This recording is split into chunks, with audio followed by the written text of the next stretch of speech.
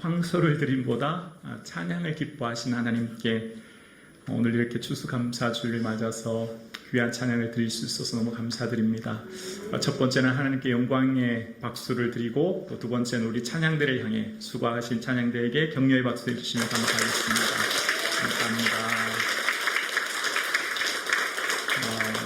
찬양대만 하나님께 예물 드릴 수 없잖아요. 우리도 하나님 찬양하기를 원합니다. 은혜, 우리 찬양, 우리 온 성도님들 마음을 모아서 2023년 첫 주부터 오늘까지 여기까지 베풀어 주신 하나님께 드릴 수 있는 가장 최고의 선물인 찬양의 열매를 우리도 하나님께 올려드리겠습니다. 내가 누려왔던 모든 것들이, 내가 지나왔던 모든 순간이, 내가 걸어왔던 모든 순간이 당연한 것이 아니라 은혜였소. 우리도 함께 온 마음 다하여 살아계신 하나님께 찬양 드리시겠습니다. 네, 선생님 반주 좀 해주세요. 악보가 있으세요? 악보 있으세요? 네.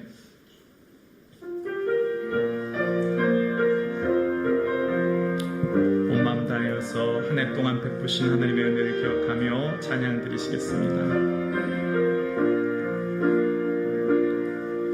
내가 누려왔던 모든 시험들이, 내가 지나왔던 모든 시간, 내가 걸어왔던 모든 순간이, 내가 걸어왔던 모든 순간이 당연한 것 아니라 은혜여. 아침 해가 뜨고 아침 해가 되고 저녁 되고는 봄의 꽃향기와 가을의 열매, 변하는 계절의 모든 순간이 당연한 거다. 우리 다시 한번 고백합니다. 내가 이 땅에 태어나 사는 것, 내가 이 땅에 태어나 사는 것, 어린 아이 시절과 지금까지 숨을 쉬며 살며 꿈을 꾸는 삶, 당연한 것 아니라 은혜였소. 내가 하나님의 자녀로 살며 오늘 찬양하고 예배하는 삶, 복음을 전할 수 있는 축복이 당연한 것 아니라 은혜요. 아멘. 모든 것이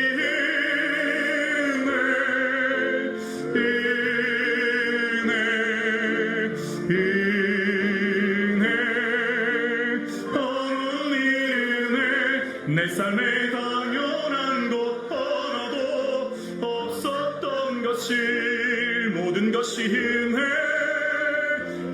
모든 것이 은혜입니다. 모든 것이 하나님의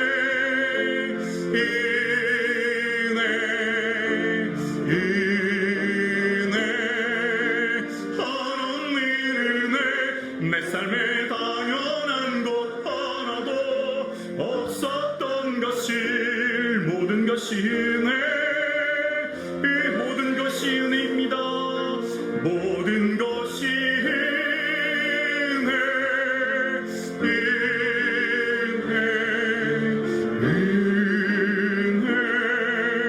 하나님의 은혜, 내 삶에 당연한 것 하나도 없었던 것을, 모든 것이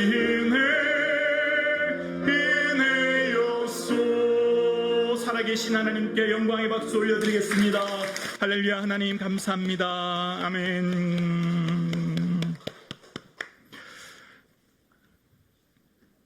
찬양의 큰 은혜 받으신 줄로 믿습니다. 아멘. 찬양을 많이 드리는 우리 성북중앙교회가 되었기를 소원합니다. 하나님 가장 기뻐하는 게 찬양이잖아요. 할 수만 있다면 더 많은 찬양 우리 모든 성도님과 함께 드리길 소원합니다. 중국 춘추 시대에 편작이라고 하는 명의가 있었습니다. 그 형제 삼형제 모두가 소문난 의사들이었는데요. 어떤 사람이 와서 질문합니다. 선생의 형제들은 모두 의사인데 어떤 분의 의술이 가장 뛰어납니까? 라고 질문합니다. 그랬더니 편작이 대답합니다. 큰 형의 의술이 가장 뛰어나고 그 다음으로는 둘째 형님이 뛰어납니다. 그리고 제가 제일 못합니다. 이렇게 대답합니다.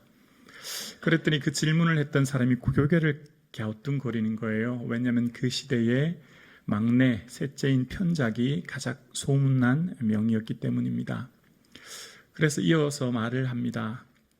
우리 큰 형님은 병을 치료할 때 발병하기 전에 치료를 합니다. 환자 본인이 병이 걸렸는지 자각 증세가 없을 때 이미 형님은 알아채고 약을 써서 병이 중하기 전에 그 뿌리를 치료합니다. 그래서 환자들은 자기가 병이 나았는지조차 모릅니다. 그래서 크게 감사하지 못하지요. 형님의 의술은 동네에서도 크게 소문나지 않았습니다. 하지만 우리는 잘 알고 있습니다. 큰형님이 가장 뛰어난 의술을 가지고 있다는 것을요. 그리고 뛰어난 의술은 둘째 형님입니다. 둘째 형님은 병이 발병했을 때 그 정확한 변명을 알아내고 치료합니다. 환자는 약간의 자각 증세가 있으나 심한 고통을 느끼지 못한 터라 형님은 약을 써서 곧바로 병을 잡습니다.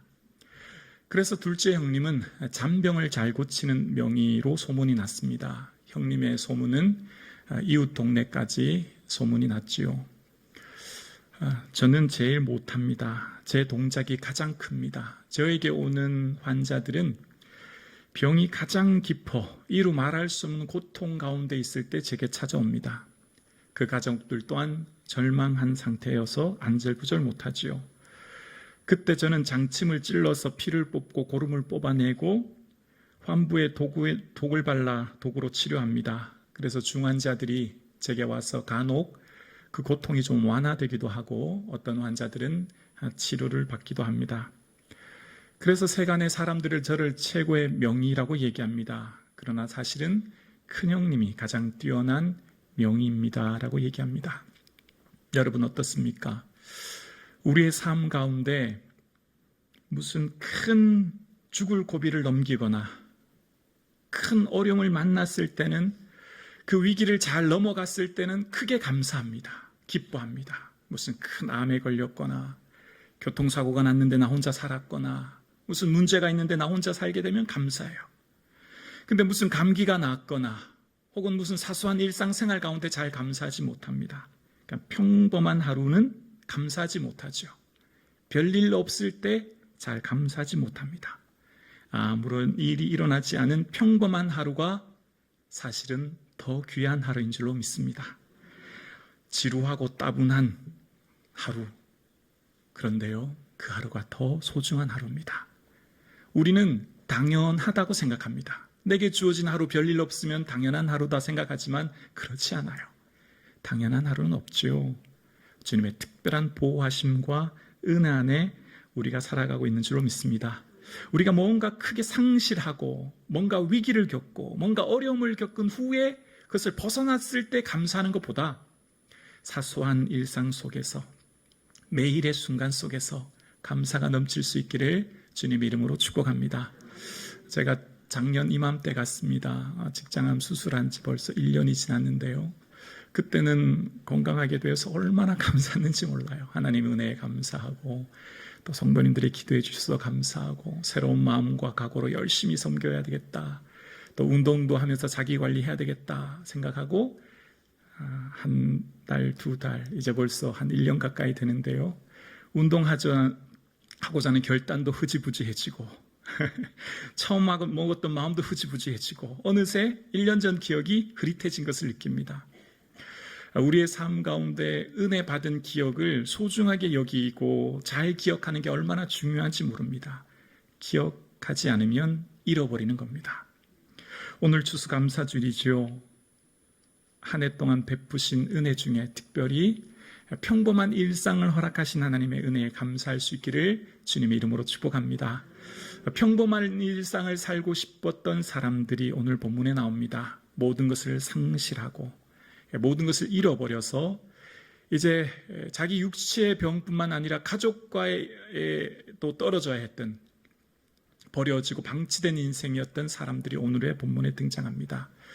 예수님께서 예루살렘으로 가실 때 사람들이 꺼려하는 길인 이 사마리아와 갈릴리 길로 가게 되시죠. 그곳에 모여 사는 사람들, 한센시병에 걸린 사람들입니다. 살이 괴사되어 썩어가고 냄새가 나고 전염병이라 공동체와 함께 거할 수 없었던 사람들, 육체 질병뿐만 아니라 내면의 고독함으로 인하여 절망 그 자체인 사람들, 그들이 함께 모여서 서로를 위로하며 삽니다. 그런데 어느 날 예수님이 오신다는 말을 듣고 그들이 동네 문 밖까지 나가 하루 이틀 기다립니다. 그리고 드디어 예수님을 발견하게 되지요. 그리고 예수님을 향해 소리칩니다. 선생님, 우리를 불쌍히 여기소서. 지금 이들에게 가장 최고의 소원이 뭘까요? 가장 큰 바람이 뭘까요? 건강해지는 거잖아요. 건강해져서 다시 가족들에게 가는 것. 건강해진다면 세상에 더 이상 바랄 것이 없는 존재들, 오늘 본문에 등장한 사람들입니다. 그러니까 평범한 일상을 살고 싶었던 사람들이 오늘 본문에 등장합니다. 그들은 예수님께 소리치죠. 우리를 불쌍히 여겨달라고요. 예수님께서 행하신 기적 중에 하나같이 놀라운 능력을 베푸셨던 사람들이 공통된 고백 특징이 있어요. 뭘까요?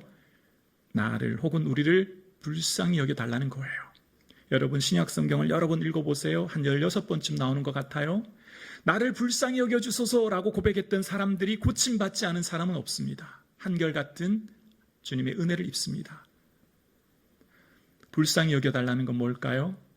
나는 무능합니다. 나는 아무것도 아닙니다. 나는 할 수 없습니다라고 자신을 완전히 낮추는 사람이죠. 물이 위에서 아래로 흐르듯이 하나님의 은혜는 자기를 낮추는 자에게 은혜의 강물이 흘러옵니다. 자기의 무능을 고백하고 자기가 아무것도 할 수 없음을 고백하며 전적으로 주님의 은혜만을 고백하는 사람들에게 하나님은 은혜를 베풀어 주시는 거죠. 근데 오늘 본문은 조금 독특한 내용이에요. 왜냐하면 예수님께서 병자들을 고쳐주실 때 일반적으로 이렇게 안수해서 고쳐주시거나 혹은 선포하시죠. 내 믿음이 너를 구원하였다라고 하든지 그 현장에서 질병을 고쳐주시는 경우가 참 많지 않습니까? 그런데 오늘은 예수님께서 가서 제사장에게 내 몸을 보이라 그런 말씀을 하세요. 그러니까 지금 이 말씀은 선뜻 순종하기가 굉장히 어려워요. 왜냐하면 순서가 조금 바뀐 거예요. 먼저 고쳐주셔야, 깨끗해져야 그 다음 제사장에게 가서 몸이 건강하다는 것을 확증하고 확인해야 되거든요. 구약의 레위기 율법이 그렇게 되어 있거든요. 그러니까 지금 순서가 조금 뭔가 맞지 않죠. 그러니까 지금 현재 이 나병 걸린 상태로 공동체에 들어갔다가는 돌에 맞아 죽기 십상인 거예요.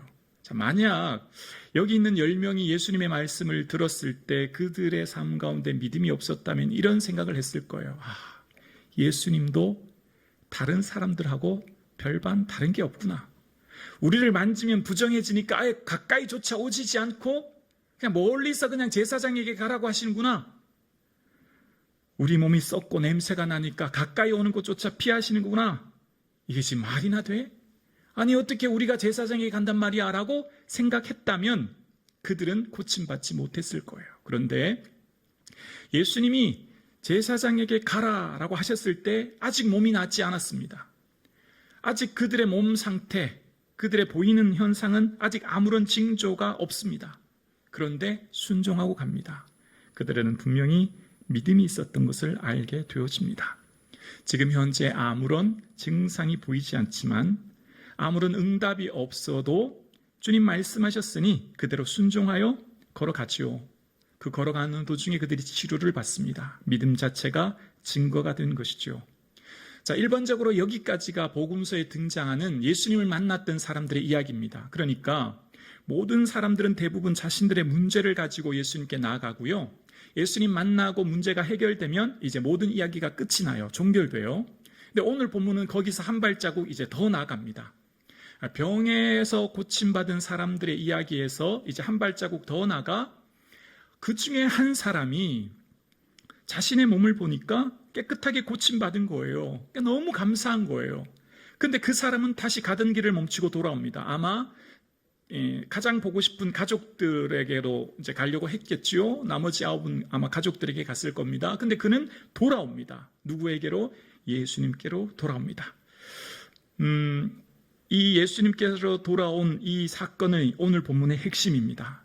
그러니까 하나님이 주목하시는 믿음의 사람, 어떤 사람이 하나님이 주목하시는가를 오늘 본문이 소개하는 겁니다. 하나님이 주목하시는 믿음의 사람은 바로 감사하는 사람이라는 거예요. 그러니까 믿음의 완성은 감사라는 거예요. 모든 사람들이 믿음을 가지죠. 그 믿음의 목적이 나에게 있죠. 나의 문제 해결, 나의 문제를 해결받고 치유받는 거요. 그런데 그 감사는 감사의 표현이 예수님께로 향합니다. 그래서 예수님은 응답받은 후가 더 중요함을 오늘 본문이 말씀하는 거예요. 우리의 삶 가운데 여러분 간절히 기도하고 있는 것 계십니까? 내가 이것만 해결된다면 더 이상 소원이 없겠어 라고 하는 것 기도하고 계십니까? 자, 그러면 꼭 하나 기억하셔야 됩니다. 그 다음 어떻게 하실지. 오늘 본문은 이것을 우리에게 말씀하고 계신 거예요. 모든 9명의 사람들도 똑같이 예수님께 감사했을 것입니다. 마음으로 기뻤고 감사했을 겁니다. 그런데 표현한 사람은 단 한 사람입니다. 다시 돌아온 사람은 오직 이 한 사람뿐입니다. 감사는 표현할 때 의미가 있는 거지요. 아마 9명 모두가 다 마음에 기쁘고 감사하지 않았겠습니까? 예수님께 다 감사했겠지요.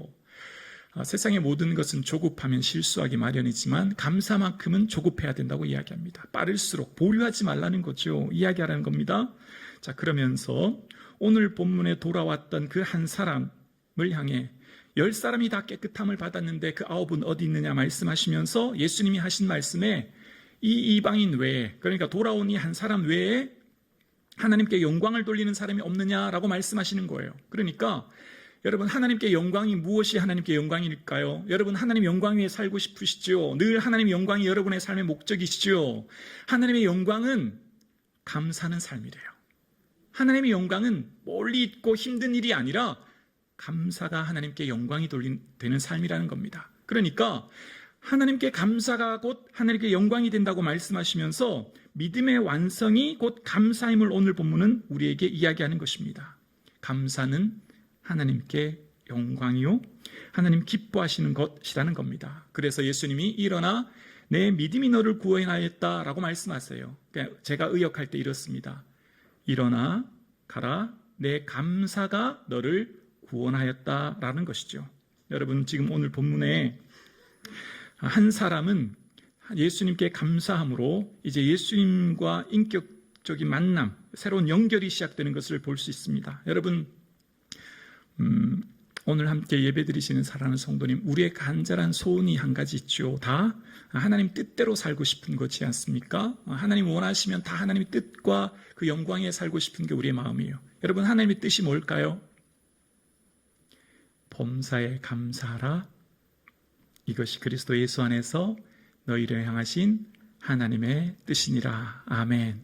감사가 하나님의 뜻입니다.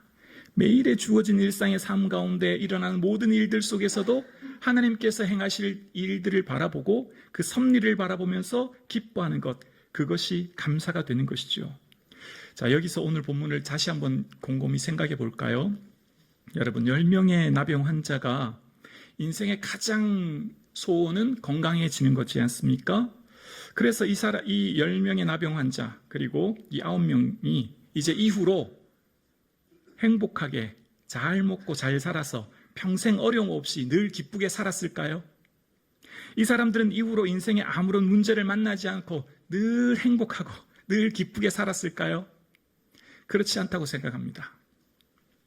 예수님에게 고침받았습니다. 이제 가족에게 돌아갔을 거예요. 근데 그 기쁨이 얼마나 갔을까요? 다시금 아이들 교육시켜야 하고 먹여 살려야 하는 가장으로서 삶의 무게를 져야 했을 것입니다. 다시금 생활하면서 삶의 무거운 짐을 졌을 것이고 또 다시 일어나는 삶의 수많은 문제들을 만났을 것입니다. 과거에 고침받았던 그 은혜 얼마나 오래 갔을까요? 그리 오래 가지 않았을 것이라 생각합니다.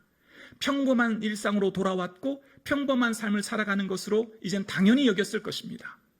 어쩌면 그들의 삶 가운데 받았던 그 은혜는 사라지고 이제 또다시 삶의 무거운 짐 속에 수많은 불평과 원망이 생기지 않았을까요? 여러분 어떻습니까? 그토록 원하던 새 집에 이사 가셨지요. 얼마나 기쁘시던가요? 1년이요? 2년이요? 그리고 그토록 원하던 여인과 결혼하셨지요. 얼마나 기쁘셨던가요? 그토록 원하던 대학에 입학했고, 그토록 원하던 직장에 취업했고, 그토록 원하던 곳에 진급하셨지요. 얼마나 기쁘시던가요? 그리 오래 가지 않음을 우리는 경험하게 됩니다. 그럼 오늘 본문은 무엇을 우리에게 말씀하실까요? 인생에 있어서 불평의 굴레를 벗어나는 것, 불평의 늪에서 벗어나는 비결이 바로 감사라는 거예요. 9명은 돌아갔을 때 그들이 또 다른 삶의 문제를 만남으로 그들은 또 다른 삶의 어려움 가운데 살았겠지만 한 사람은 예수님을 만남으로 그 사람은 예수님과 연결되어집니다. 그리고 예수님과 가까워지죠. 여러분, 나병 환자들이 고침받기 전까지 모든 10명의 사람들이 예수님을 가까이 합니다. 예수님을 필요로 합니다. 예수님을 찾아갑니다. 그런데 고침받은 이후 어떻게 됐을까요? 응답받은 이후 더 이상 예수님의 도움이 필요하지 않습니다. 9명은 각자 자신의 삶을 향해 걸어갑니다. 그러나 단 한 사람만 주님께 가까이 옵니다. 예수님과 가까워지는 비결, 응답받은 후, 문제가 해결된 이후, 우리의 삶에 그토록 원하던 소원이 이루어진 이후에도 끊임없이 주님과 거리를 유지하고 믿음을 유지할 수 있는 게 뭘까요? 감사인 줄로 믿습니다. 감사해요. 감사하지 않으면 이제 자신의 원하는 목적을 이루었기 때문에 더 이상 예수님 필요하지 않거든요. 예수님과 거리가 멀어질 수밖에 없는 거예요. 그래서 기적만을 바라는 믿음은 기적이 끝나면 감사도 끝납니다. 기쁨도 끝납니다. 즐거움도 끝납니다. 그러나 기적을 주신 예수님께 감사하는 성도는 그 성도의 삶의 기적은 계속되는 줄로 믿습니다. 예수님이 기적이거든요. 예수님이 기쁨이거든요. 예수님을 통하여 끊임없는 감사가 내 안에 일어나거든요. 그래서 일어나 가라 내 믿음이 너를 구원하였다라고 하는 말씀은 이제 그의 육적인 질병에서 구원 얻었던 9명과 달리 영과 육의 전인적인 구원을 받게 되었고 예수님과 연결되어서 이제 예수님을 통한 새로운 미래가 열리기 시작한 거예요. 감사는 새로운 미래가 열리는 겁니다. 감사는 새로운 시작되는 것이죠. 그래서 예수님께서는 오늘 본문을 통해 말씀하십니다. 믿음의 완성은 감사라고요. 오늘 본문에 16절에 보면 감사했다고 얘기하지 않습니까? 그 원어의 뜻이 유카리스테오라는 뜻이거든요. 감사하다 이런 의미가 담겨져 있어요. 근데 이 단어가 동일하게 이 예수님의 복음서에 실리는데요. 언제 실려 있냐면 이 단어가 쓰였냐면 예수님이 오병이어의 기적을 일으키실 때 작은 소년의 도시락을 가지고 이제 뭐 하시죠? 축사하시지 않습니까? 그러니까 예수께서 떡을 가져 축사하신 후라고 할 때 이 축사라는 단어가 유카리스테오예요. 뭐라고요? 감사했다는 거예요. 예수님께서 소년의 도시락을 가지고 감사하심으로 하나님께 먼저 감사하심으로 그 기적을 일으키시고 기적의 재료로 사용하시고 수많은 사람이 기적을 경험하게 된 겁니다. 예수님께서는 언제나 기적을 일으키실 때 먼저 감사를 사용하셨습니다. 죽은 나사로가 썩어 시체에서 냄새가 나는 그에게도 예수님은 아버지요 내 말 들으신 것을 어떻게 해요? 감사나이다. 이 단어도 유카리스테오예요. 동일한 단어입니다. 예수님께서는 언제나 기적을 일으키시는 기적의 재료가 감사였습니다. 그러니까 사람들에게는 사람들 마음속에 있는 믿음을 보시고 치유해 주시고 고치셨고요. 이제 그 믿음에서 한 걸음 더 나아가 감사함으로 예수님과 접붙임되고 예수님과 연결되고 예수님과 하나됨으로 예수님이 기쁨이 되도록 하신 거예요. 그러니까 예수님의 치유의 목적은 치유가 전부가 아니에요. 치유를 통해 누구를 만나라고요? 예수님을 만나도록요. 예수님을 발견하도록, 예수님을 깨닫도록. 왜일까요? 예수 그리스도 안에 영생의 소망이 있거든요. 예수 그리스도를 통해 하나님 나라를 얻거든요. 그러니까 예수님께서 이 땅에 오신 목적은 떡을 먹고 배부르고 치유하고 문제를 해결하는 게 전부가 아니에요. 예수님을 통하여 영생의 소망을 얻게 하시는 게 주님의 뜻이거든요. 어떤 사람이 감사할까요? 은혜를 아는 사람이 감사하는 줄로 믿습니다. 내가 했다는 사람이 누가 감사할 수 있겠습니까? 내 능력으로 했고 내가 이만큼 했으니 나는 당연히 칭찬받아 마땅하고 박수받아 마땅하다. 내가 이만큼 이뤘는데 뭐 당연한 것이라고 생각하지 않습니까? 근데 여러분 어떻습니까? 올 한 해도 2023년 첫 주부터 지금까지 하나님 저는 한 게 아무것도 없어요. 정말 저는 부족합니다. 다 주님이 하셨습니다. 그 고백하는 사람이 감사하게 되는 줄로 믿습니다. 그래서 이 유카리스테오라고 하는 감사의 어원은요, 카리스조마이라는 단어에서 나왔어요. 그 뜻은 거저주다는 것입니다. 거저주다. 거저받았다고 생각하는 사람만 감사할 수 있는 것입니다. 내가 지금 살아가는 모든 삶이 거저받았다고, 믿음도 건강도 가정도 내 모든 사람이 거저받았다고 고백하는 사람만이 감사하게 되죠. 그래서 오늘 본문은 우리에게 말씀합니다. 기적의 궁극적인 목적은 예수님을 만나는 것이라고요. 예수님으로 감사하는 것이라고요. 그러니까 기적의 궁극적인 목적은 예수님을 만나고 예수님으로 인하여 감사하도록 오늘 본문은 우리에게 말씀하시는 거예요. 사랑하는 성도님, 오늘 함께 예배드리시는 성도님 가운데 우리는 우리의 감사는요, 조건이 아닙니다. 조건은 세상 사람들이 하는 거죠. 조건이 개수가 하나, 둘, 셋, 넷, 건강하고 부유하고 잘 되면 감사할 수 있죠. 조건이 많으면 더 많이 감사해요. 조건이 적으면 감사가 적게 되어집니다. 이것도 비교가 되죠. 그러나 믿음의 성도인 우리는 어떻습니까? 우리의 감사는 조건이 아니라 예수 그리스도가 될 수 있기를 주의 이름으로 축원합니다. 예수 그리스도는 우리의 전부입니다. 조건이 아니죠. 누구나 다 감사할 수 있고 이것은 누구도 빼앗아갈 수 없는 영원한 감사요, 영원한 기쁨입니다. 우리의 가장 큰 감사가 예수 그리스도가 될 수 있기를 주의 이름으로 축원합니다. 우리의 첫 번째 감사가 예수 그리스도가 되기를 주의 이름으로 축원합니다. 예수님으로 인하여 우리는 영생의 소망을 얻었습니다. 이 땅 전부, 온 우주 만물 전부와 예수님과 어떻게 바꿀 수 있겠습니까? 우리는 예수님을 소유했지 않습니까? 내 주에 계시는 예수님, 우리와 동행하시는 예수님, 그 예수님을 만나고 예수님으로 감사하도록 오늘 본문은 우리에게 말씀하고 계신 것입니다. 내 생의 가장 큰 감사는 무엇입니까? 올 한 해를 되돌아볼 때 베푸신 은혜가 얼마나 많은지 몰라요. 그러나 그 감사의 첫 번째 기억이 예수 그리스도가 될 수 있기를 주의 이름으로 축원합니다. 예수로 감사하는 성도, 예수로 기뻐하는 성도, 예수로 예배하는 성도, 그 성도는 믿음의 자리를 떠나지 않습니다. 어떤 고난과 위기 상황에서도 불변하게 그 믿음을 지키고 나아가죠.